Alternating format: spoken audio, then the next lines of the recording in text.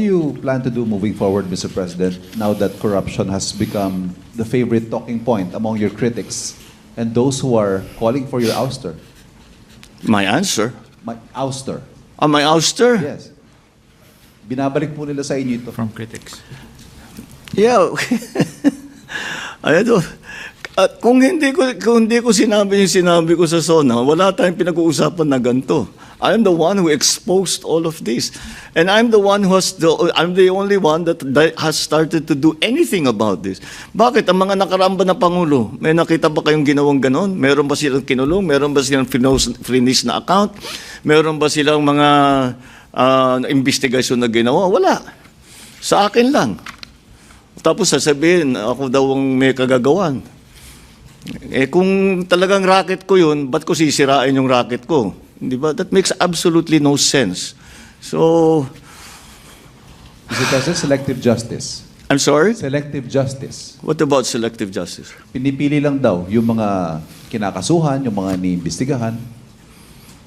No, from the time that we formed the independent commission, sinabi ko, we'll just follow the evidence. And we'll continue to do that. Thank you, Mr. President. The next question from Kathy Valiente of Manila Times. Good morning, Mr. President. Yeah. Mr. President, the Senate Impeachment Court will begin po the impeachment trial of Vice President Sara.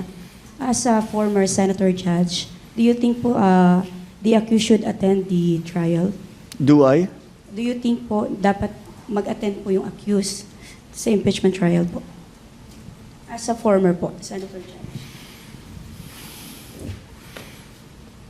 Well, my only experience with an impeachment trial was with when I was senator with Corona, the Corona impeachment trial. And it's really up to the accused whether or not they feel the need to appear. I guess the lawyers from on the defense side will give their advice. It's not for me to say one way or the other.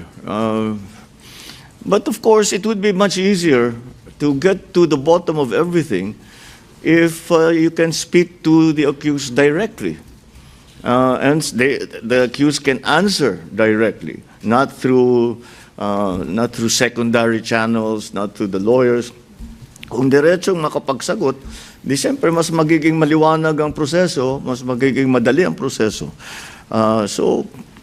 But that's just my own opinion, and that's not a legal opinion because I'm not a lawyer.